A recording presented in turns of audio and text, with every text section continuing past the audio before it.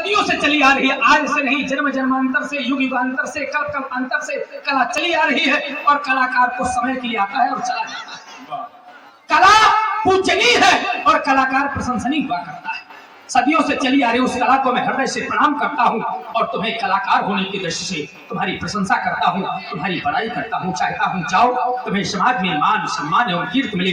विश्राम करो, विश्राम करो। आइए सभी सुधी श्रोताओं, लीला के प्रति अनुराग रखने वाले धर्मानुरागियों, विचार करें।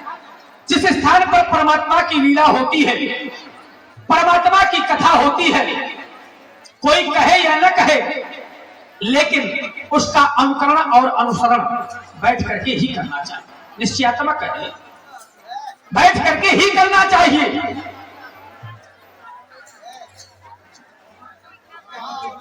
और बैठ करके ही क्यों करना चाहिए? चूंकि निश्चयात्मक है, उसका कारण है हमारे धर्म में, सनातन धर्म में 84 लाख योनियां बतलाई गई है और 84 लाख योनियों में सर्वप्रथम है 20 लाख स्थावर जानो। स्थावर माने पेड़ पौधे वृक्ष आदि। कौन बनते हैं? बोले जो परमात्मा की लीला और परमात्मा की कथा को खड़े होकर के सुनते हैं। और ध्यान देकर के आप लोग सुनिए, कभी भी ऐसे स्थान पर खड़े होकर के लीला का दिग्दर्शन नहीं करना चाहिए, चाहे कोई कहे चाहे नहीं। और जहां पर संतों का एकत्रीकरण हो जाए, साधु समाज प्रयाग, वहां पर तीर्थराज प्रयाग अपना स्वयं निवास स्थान बना लेते। तो भैया संसार में 2 स्थान बहुत दुर्लभ है। पहला जहां पर परमात्मा की कथा होती हो, दूसरा जहां पर संतों का एकत्रीकरण हो। तो कोई कहे या न कहे, उसको बैठ करके ही देखना चाहिए। क्योंकि यहाँ पर आने के लिए व्यक्ति को कठिनतम प्रयास करने पड़ते हैं। पुत्र हो जाना, पत्नी हो जाना, धन हो जाना, ऊंचा पद मिल जाना, ये परमात्मा की कृपा का प्रभाव नहीं है, पूर्व जन्म के माने अपने कर्म का प्रभाव है। कर्म के भाग्य से ही व्यक्ति को मिलता है। जैसा व्यक्ति कर्म करता है वैसा उसको मिल जाता है, धनवान हो जाता है।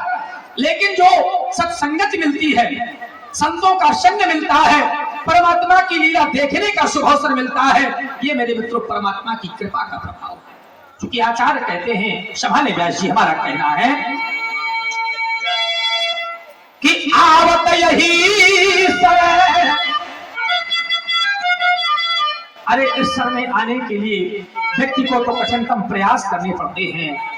आवत यही समय अब वो अति कठिनाई,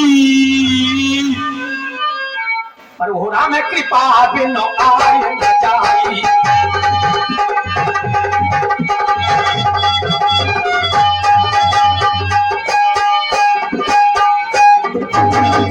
आवत यही सर, इस सर में आने के लिए व्यक्ति को कठिनतम प्रयास करने पड़ते हैं।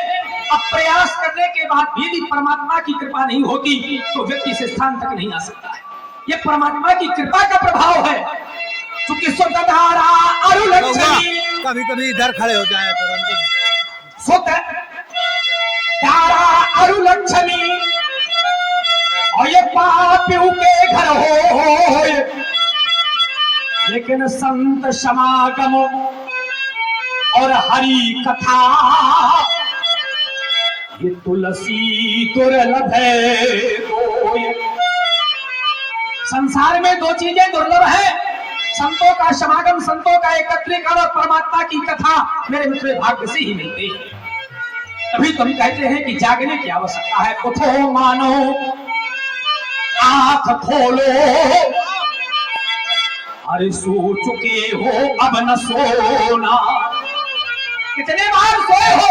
पुनरपि जन्मम पुनरपि मरणम, बार बार जन्म होता है, बार बार मृत्यु होती है, फिर जन्म होता है, फिर मृत्यु होती है और मनुष्य का शरीर मिलता है। और मेरे मित्रों माया हो में सो जाते हो, तो सोने की आवश्यकता नहीं। आचार्य गोस्वामी भी कहते हैं कि संसार का प्रत्येक एक प्राणी सो रहा है। कैसे? तो बोले मोहन सा, मोहन सा सब सोवनिहारा, और देखें स्वप्न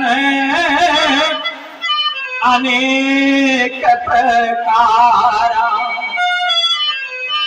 अनेक प्रकार के व्यक्ति स्वप्न देख रहा है कि हमारे 1 भवन है, 2 भवन हो जाएं, पत्नी है पत्नी हो जाए, धूम है और अधिक धूम हो जाए, भैया यही स्वप्न व्यक्ति देखता रहता है।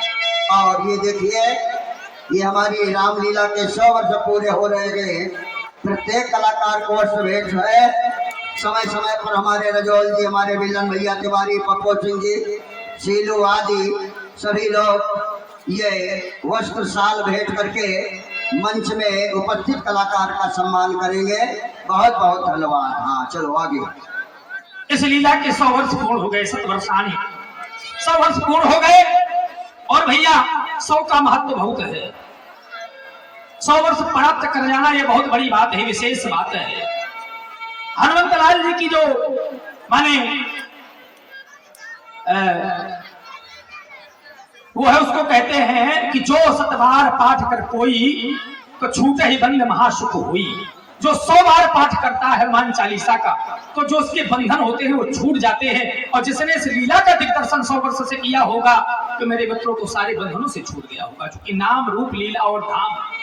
हनुमान जी तो स्वयं परमात्मा की लीला के रसिक हैं, देखने के, राम कथा सुनने को रसिया रसिक है वो।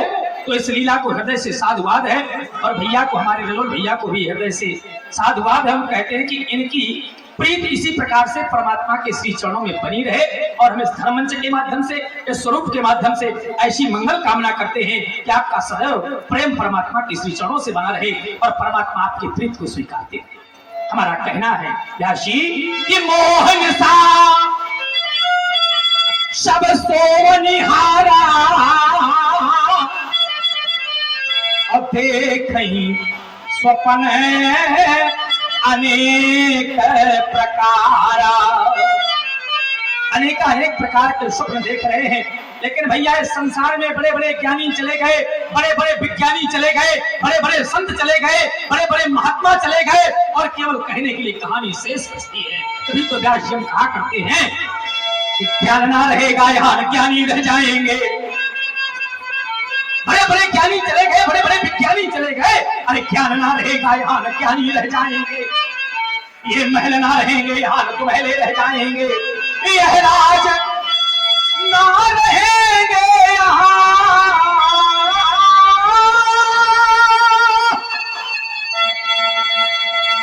अरे राज ना रहेंगे यहाँ, न कोई राजधानी रह जाएगी और कहने तो केवल कहानी रह जाएगी।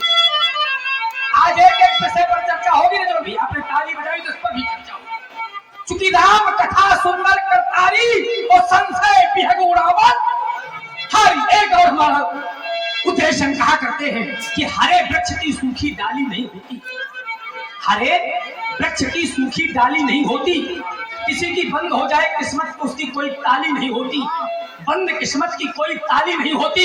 और जो हर चर्चा में या अच्छी चर्चा में बजाए ताली, उसकी ताली कभी खाली।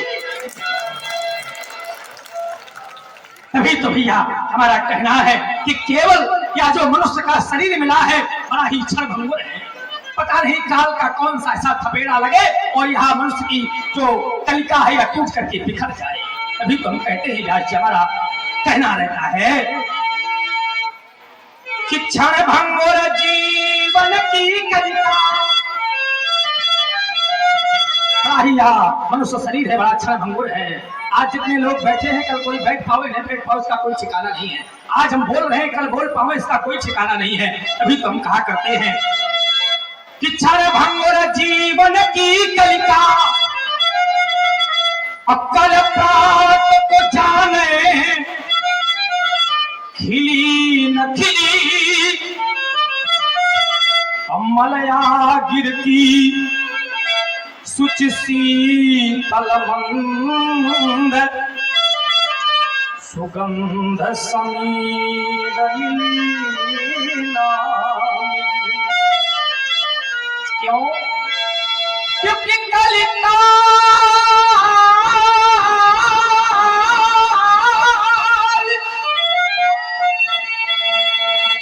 उठार लिए है तन नम्र से चोट झिली न झिली, कि भजले भजले हरि नामो हरि रसना फिर अंत समय में हिली नाही। और आप लोग सुन रहे हैं श्री जनक जी की वाणी को प्रभावित हुए हमारे आदरणीय अशोक